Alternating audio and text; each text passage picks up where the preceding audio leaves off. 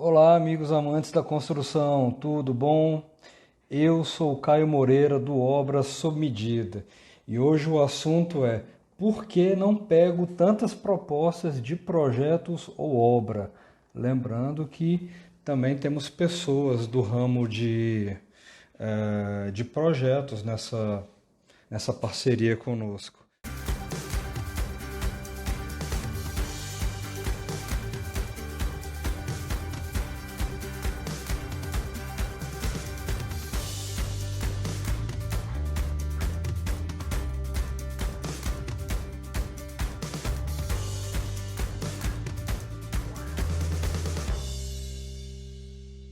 Então, o que que me motivou a fazer isso? Certa vez, tem um empreiteiro que é muito parceiro nosso, que ele pediu ajuda para fazer um orçamento, para elaborar proposta, etc., né, para mim. E eu conversei com ele, entendi as dificuldades dele e pensei, cara, esse tipo de coisa é um assunto bem legal para se tratar. Enfim, por que que não pego tantas propostas de obra? Se a gente colocar aqui em prática o que que o Obra Sob Medida prega, que é exatamente essa lógica reversa que ajuda construtores a obter lucratividade, qualidade e segurança nas suas obras, a gente entende que alguns fatores são cruciais para que esse empreiteiro, esse projetista não esteja conseguindo performar, ou seja, transformar essa proposta em contrato. Acontece por alguns motivos. Eu vou citar aqui alguns que eu considero os que mais acontecem, os que são mais frequentes. Vamos lá. Primeiro, as pessoas não chegam até você. Elas simplesmente não sabem o que você faz. Elas não entendem o que que você está fazendo, que tipo de serviço você presta. E algumas, digo mais, elas acham que é caro. Elas acham que contratar um projeto é caro, elas acham que contratar um engenheiro para uma obra é caro, um arquiteto. Elas consideram até que, porque o empreiteiro fulano é caro, eu vou contratar outro. Gente, nada é caro. O que acontece muito, aí eu vou tocar na ferida. O José, obra-prima, aí agora eu vou tocar numa ferida porque eu conheço muitos pintores bons, muitos empreiteiros bons, e às vezes eles me reclamam, Caio, estou mandando proposta, mas não está virando, o que está acontecendo? Das duas, uma, ou o cliente realmente não se interessa, ele está procurando muito preço e a qualidade ele, né, vai dando um somebody love. Sinceramente, aí eu vou falar o que eu falei para um deles. Olha, fica muito preocupado não, cara. Se o cara está procurando muito preço, não fica muito preocupado com esse cara. Tenta valorizar o seu trabalho. Afinal, você precisa ganhar, você precisa, vamos dizer, ser recompensado pelo seu trabalho. Porque eu já vi cara se esforçando demais, fazendo um acabamento top, e o cliente reclamando, ou o contratante reclamando, ou até ele reclamando das condições de trabalho, enfim.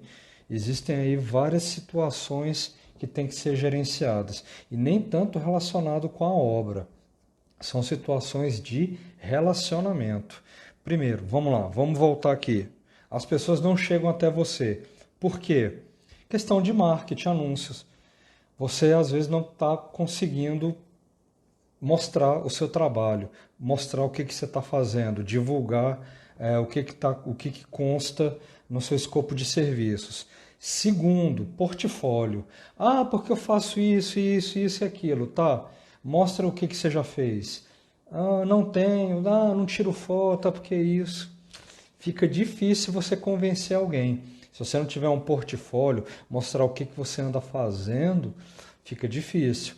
Dá uma olhada aí no nosso perfil, as fotos, os vídeos do nosso perfil vão constar obras novas, obras de reforma, obras feitas em concreto armado, obras em estrutura metálica, que tipo de acabamento que a gente está usando. Enfim, você vai ver diversas edificações e reformas sendo conduzidas diferentemente, projetos. Quando você enxerga esse portfólio, de alguma forma, o cliente, o contratante, se sente mais seguro. Uau, ele dá conta de fazer isso. Esse cara sabe o que está falando. Portanto, eu, por exemplo, eu admito, eu não elaboro projetos de estrutura metálica. Estrutura em concreto, sim, metálica, não. Mesmo eu sendo engenheiro, eu não faço, eu não me sinto habilitado para fazer algo do tipo. Eu recomendo para algum projetista que é parceiro nosso e faz um ótimo trabalho, não deixa a gente na mão. Por exemplo, quando a gente precisa de um projeto específico de fundação, a gente também tem um parceiro especialista em fundações. E a gente pergunta, vamos fazer isso, vamos fazer aquilo, o que você acha? Toma aqui a sondagem do solo, essas aqui são as reações dos pilares, projetos, e aí, o que você acha? Então, nesse bate-papo, rende muita coisa. Não tenta abraçar o mundo inteiro.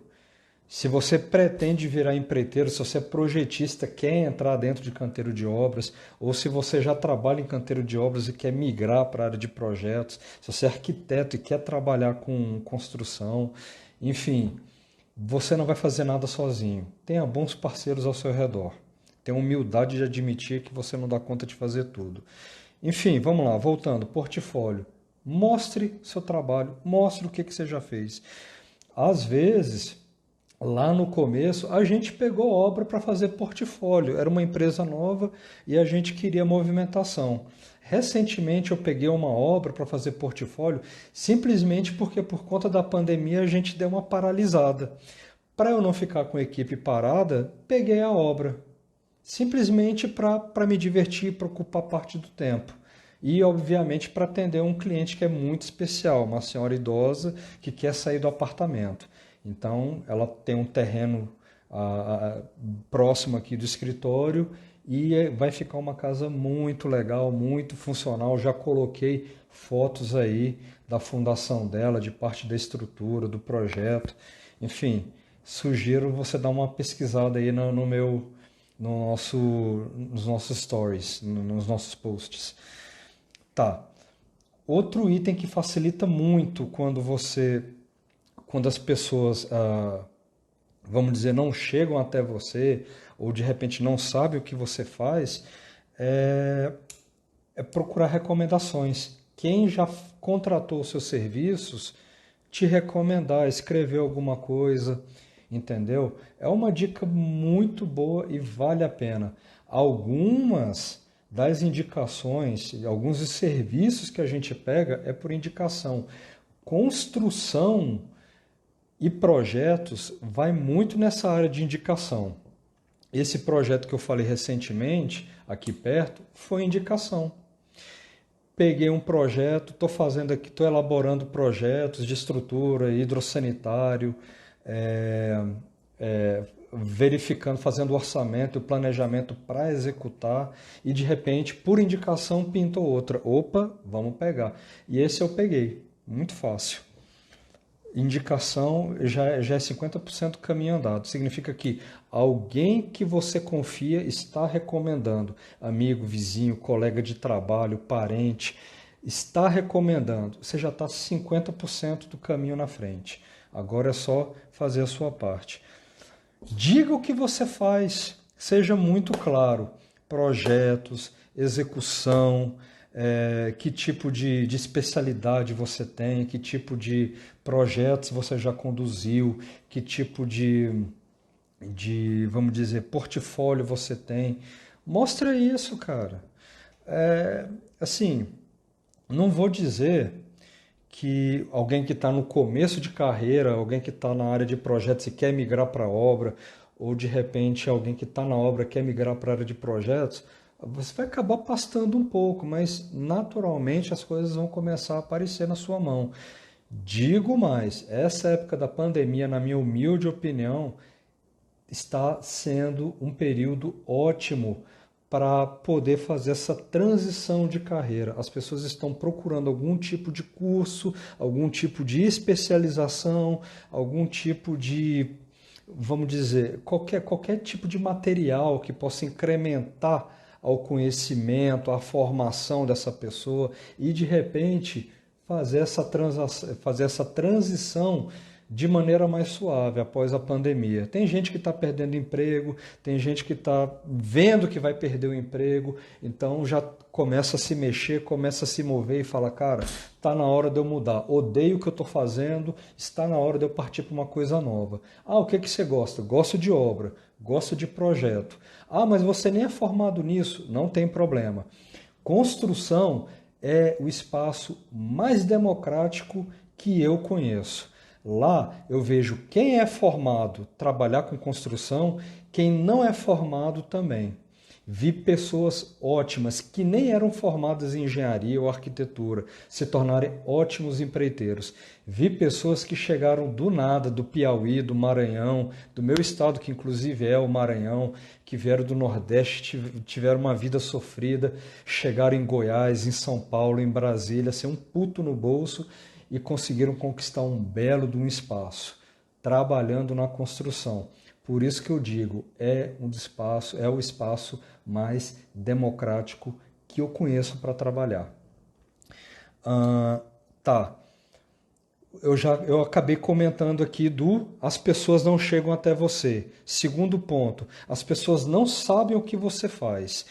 Terceiro, suas propostas não são claras. Eu digo isso porque eu fico com um certo receio. Opa, deixa eu dar um alô aqui para a galera. Ontem mesmo, eu elaborei uma proposta e antes de mandar, eu pedi para o meu sócio, cara, dá uma olhada, vê o que você acha, porque inconsequentemente, invariavelmente, a gente tem aquele olhar viciado. A gente olha para aquela proposta, para aquele projeto, acha que não tem nenhum erro e, na verdade, tem um erro que passou despercebido. Por isso que, na maioria das vezes, eu converso com o meu sócio, falo, cara, o que que você acha? Você viu, está faltando alguma coisa? Vamos acrescentar, vamos tirar. Enfim, esse bate-bola é muito legal e é importante para chegar num nível legal. O José Construtor, sou da Bahia. Cara, bacana. Eu sou do Maranhão, nasci no Maranhão, mas vim cedo para o estado de Goiás. Já trabalhei aqui em Goiás, Brasília, São Paulo, Rio. Você também você está em qual praça? Trabalhando em qual praça? Fala que não é, que o mercado da construção, que a área de construção, canteiro de obras, não é um espaço democrático, né? Enfim, o que eu estava falando agora há pouco? A falta, suas propostas não são claras. O que que eu pego muito? Primeiro, qual que é o objetivo? Uma explicação simples. Contrato, proposta de serviço. Qual é o objetivo? O objetivo é reformar Piriri Pororó, acrescentar varanda gourmet. Pintura, renovação, substituição de piso. Objetivo e com endereço. 2. Escopo. O que está incluso? Tenta ser o mais descritivo sem ser tão detalhista. Você não precisa dizer que vai demolir tal área, tal área, tal área, e vai construir tal área, tal área, tal área.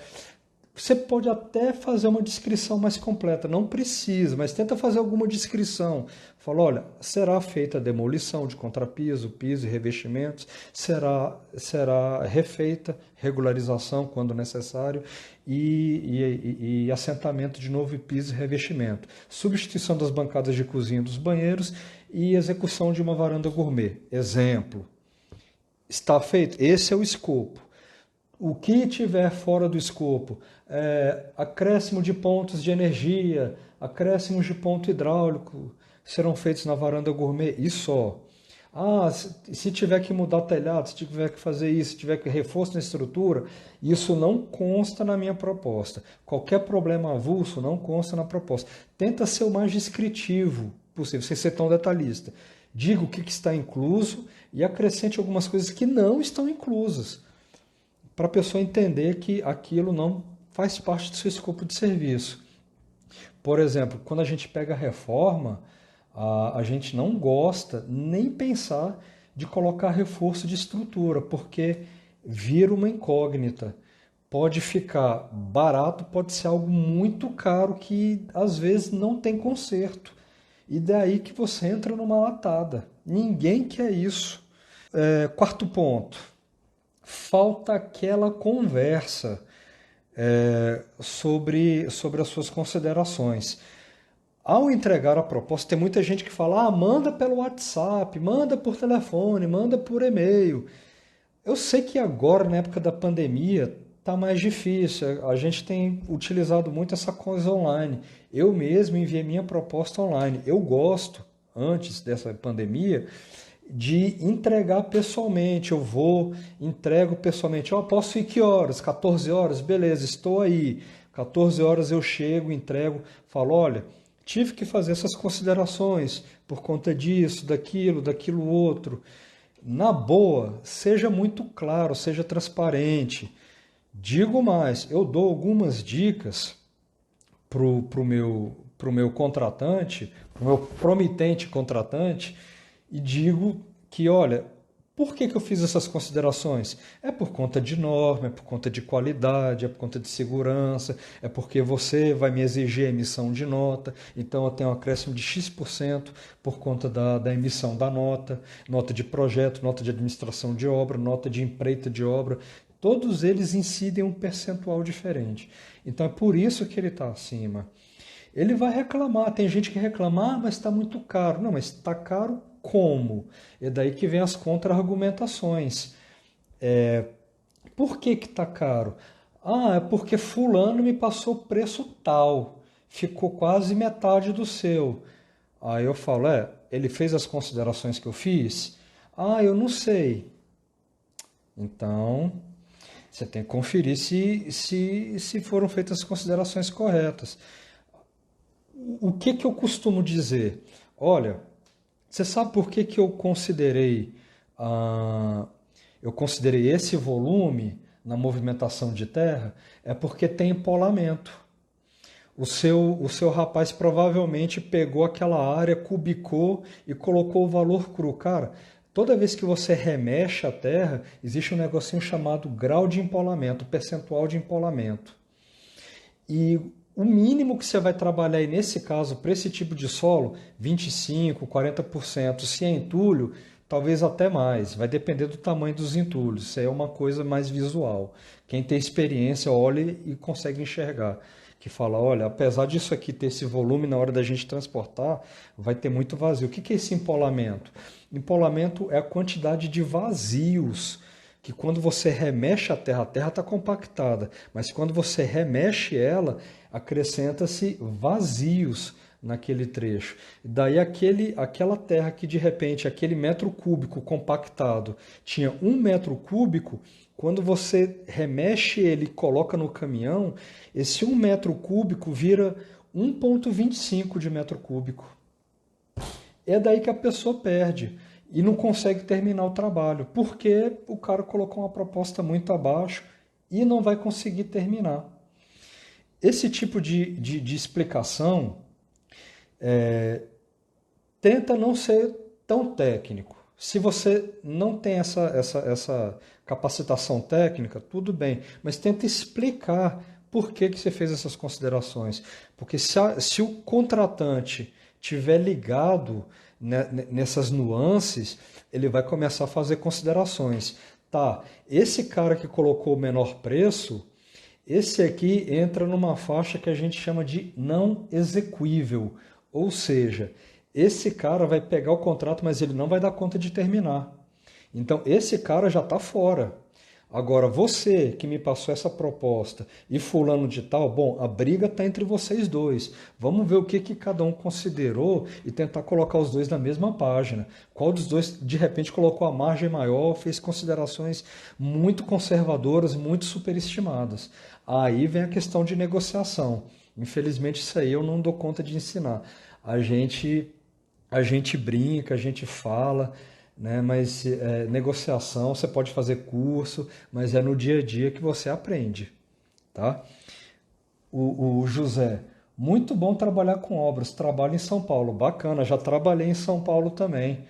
Ó, obras que eu já trabalhei em São Paulo, Vila Sônia, já trabalhei lá, já trabalhei numa obra lá do Aricanduva, né, do Panambi, enfim, já deu uma rodadinha, já deu uma rodadinha boa. E tinha uma obra também lá em Barueri que eu visitava toda quarta-feira. São Paulo é muito legal. O ruim é que é tudo muito longe uma coisa da outra, mas a gente vai levando. Tá.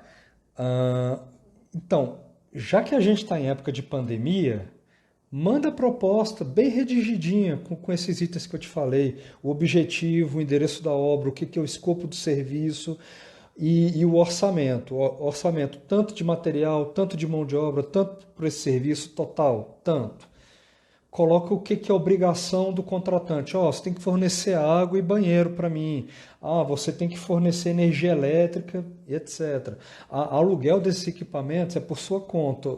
E tem as obrigações do contratado. Olha, a mão de obra é minha, os EPIs são meus, o almoço do pessoal é meu, o pagamento é quinzenal, etc.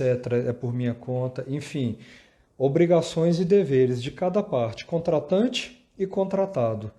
É, formas de pagamento, transferência, é por dinheiro em espécie, enfim, você define isso. E qual a modalidade de pagamento?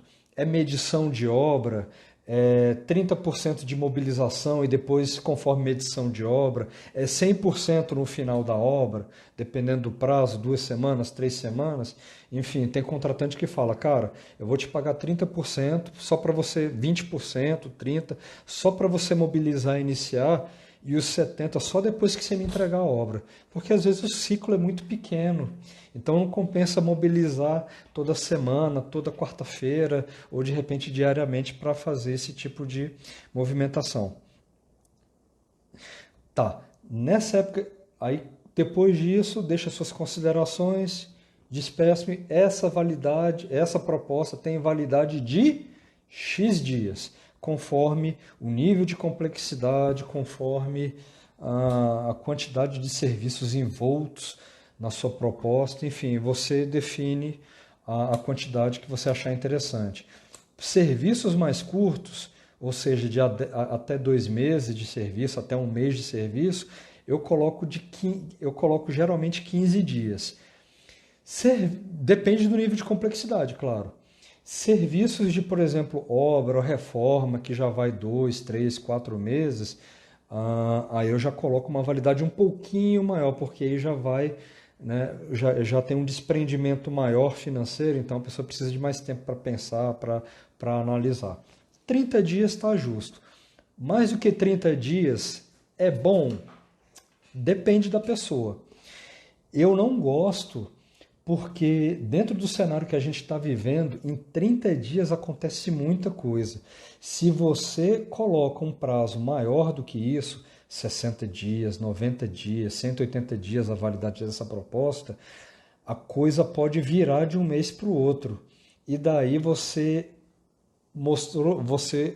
deu essa proposta, se eles te cobrarem daqui a 3 meses e o jogo virou, combustível subiu, pandemia estourou, tá tudo caro, alimentação cara, transporte, greve de caminhoneiro, acontece algum quizumba que essa sua proposta ela ficou subdimensionada para aquele nível atual em que se encontra.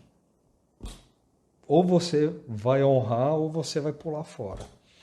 Eu odeio essa coisa de pular fora. Se eu coloco na proposta, tem que honrar. Agora, se você pular fora, obviamente você vai ficar mal falado, mal recomendado. Então, propostas maiores do que 30 dias, pensa muito. Tá? Eu não faria. Tá? Ainda mais porque ultimamente no Brasil, eu não digo nem 30 dias, eu digo que uma semana é o suficiente para mudar muita coisa. 30 dias é um prazo que a coisa pode virar para pior e você ser obrigado a cumprir a sua palavra. Tá. Nesse período de pandemia, que eu acabei desviando, porque uma coisa vai puxando outra, enfim, quem quiser deixar pergunta, pode deixar. Por que nessa época de pandemia, pelo menos você deve ligar e trocar uma ideia? Eu, por exemplo, mandei uma proposta ontem, eu não liguei hoje, vou ligar amanhã. Fazer o famoso follow-up, acompanhamento. Opa, tudo bom? Viu a minha proposta? O que você achou? Tal, as considerações foram essas. Eu até cheguei a te mandar as fotos junto para você ver como é que tá, etc. Porque esse é o volume, porque isso acontece. Vou precisar disso, vou ter que mobilizar tais equipamentos. E assim, apesar de eu ter colocado 45 dias, é porque eu dependo também de prefeitura para alguns documentos. Mas eu sei que esses documentos até que saem rápidos. Mas se der algum problema, pelo menos eu tenho alguma gordurinha. A meta é terminar na metade do tempo. Enfim, você faz as suas considerações e deixa claro, deixa transparente o que você usou. Isso vai trazer segurança para o cliente, vai trazer segurança para o contratante. Ele vai gostar, ele vai se sentir seguro. E outra, ele vai absorver essas informações para os seus concorrentes. Ele vai utilizar, tá, eu vi que a sua proposta tem isso, o que você considerou? Ele vai lembrar de tudo que você falou. Se o cara de repente esqueceu alguma coisa, ué, mas você não considerou tal, não vai ter tal? Ah, não, porque não sei o quê. E daí, entendeu? Você já está na frente. Porque você já explicou para ele, você foi claro, você foi transparente, você gerou uma relação de confiança com o contratante. E ele vai procurar essas informações para tentar nivelar todo mundo, colocar todo mundo na mesma página. Rodrigo Dantas, grande companheiro. O... E daí que vem aquela coisa do baratinho, aquele baratinho que pega o serviço, mas é aquele cara que não fez as considerações corretas. Pensa comigo, quando o contratante não tem tanta noção do que vai ser feito, do que é necessário para garantir a qualidade que ele exige, ele pode até procurar o mais baratinho, mas nessa conversa, nessa transparência, nessa proposta mais clara, ele vai entender que esse baratinho é o cara que não vai dar conta de terminar o serviço. Ele é o cara que vai abandonar no meio do serviço, ele vai pegar a grana e vai cair fora. É o cara que vai te deixar na chapada, que vai te deixar mal. Entendeu? E por isso que, muito provavelmente, esse cara baratinho vai ser descartado. E não que ele seja um mau profissional, mas às vezes ele não é claro ou não soube estimar corretamente a proposta de serviços, tá bom? Todo mundo está sob o mesmo sol, todo mundo tem a chance de se dar bem com honestidade. E é daí que aquelas propostas que, mesmo não sendo as mais baratas, começam a sair na frente. Legal? Então, eu queria deixar aqui o meu convite para mandarem solicitações, sugestões para nossas futuras lives, obras sob medida. E eu bato muito nessa tecla, o que é obra sob medida. Temos aqui o nosso canal no Instagram, no YouTube, temos o nosso canal também no Facebook e temos também um grupo no Telegram, que é um grupo mais exclusivo. Dá uma conferida na bio, se eu não me engano, ou no nosso site, eu tenho certeza que no nosso site, obrasobmedida.com.br, tem o link para o nosso Telegram. Vá lá, inscreva-se, porque o conteúdo lá é mais exclusivo. Tem coisas que a gente coloca lá e só fica lá, a gente não põe nem YouTube, nem Instagram, ok? Agradeço muito a atenção de vocês, as sugestões que vocês puderem dar, aqui os acompanhamentos, ao pessoal aí da Bahia que está acompanhando a gente e que trabalha em São Paulo, o pessoal de São Paulo, de Brasília, colegas ilustríssimos, companheiros de obra que estão sempre junto da gente. Valeu, um abraço, até mais, tchau, tchau!